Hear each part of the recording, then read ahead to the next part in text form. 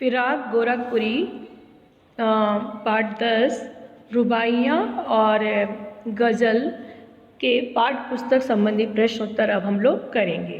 पहला प्रश्न है, शायर राखी के लच्छे को बिजली की चमक की तरह कहकर क्या भाव व्यंजित करना चाहता है। इसका उत्तर इस प्रकार लिखेंगे, शायर राखी के लच्छे को बिजली की तरह कहकर ये भाव व्यंजित करना चाहता है कि रक्षाबंधन सावन के महीने में आता है। इस समय आकाश में काली घटाएं छाए रहती हैं तथा उनमें बिजली भी चमकती है। राखी के लच्छे बिजली की चमक की तरह ही चमकते हैं।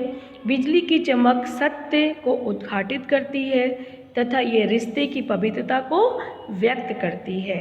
घटा का जो संबंध बिजली से है वही संबंध भाई बहन का भी है। एक दूसरे के साथ अटूट संबंध जुड़ा हुआ है। प्रश्न नंबर 2, खुद का पर्दा खोलने का आशय स्पष्ट कीजिए।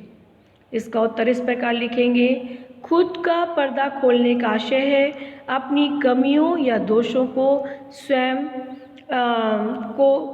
को ही दूसरों के सामने प्रकट करना, अपनी कमियों को दिखाना। खुद का पर्दा खोलना, अपनी कमियों को दिखाना। यदि कोई व्यक्ति दूसरे व्यक्ति की निंदा करता है तो वह स्वयं अपनी कमजोरी को व्यक्त कर रहा होता है। कभी की बुराई करने वाला अपनी बुराइयों से ही पर्दा उठाता है। प्रश्न नंबर 3, किस्मत हमको रोलेवे है, हम किस्मत को रोले हैं। इस पंक्ति में शायर की किस्मत के साथ तनातनी का रिश्ता अव्यक्त हुआ है। इसका उत्तर इस प्रकार लिखेंगे, कैसे इसको स्पष्ट करना है।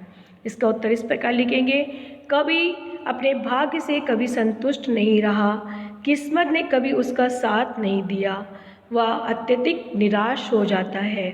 वह अपनी बदकिस्मती के लिए खींचता है, रोता है। दूसरे कवि कर्महीन लोगों पर भी व्यंग करता है। जो लोग कर्महीन हैं, काम नहीं करते, आलसी हैं और अपनी सफलता मिलने पर अपने भाग्य को दोष देते हैं और किस्मत उनकी कर्महीनता पर रोती है, वो उनको दोष देती है। अब है टिप्पणी करें। गोदी के चांद और गगन के चांद का रिश्ता क्या है। गोदी के चांद का अर्थ है नन्हा कोमल बच्चा जो अपनी माँ की गोद में रहता है। वह अपनी माँ को खुशियाँ प्रदान करता है। उसका अप्रतिम सौंदर्य माँ को अभिभूत करता है। इसी तरह आकाश में चांद होता है जो अपनी चांदी से संसार को उजाला देता है। वह बच्चों की तरह खुशी का प्रसार करता है। इसके अतिरिक्त गगन का चांद गोदी के चांद को भी अच्छा लगता है। खा, सावन की घटाएं व रक्षाबंधन के पर्व दोनों में क्या समानता है, इस पर अपने विचार लिखने हैं।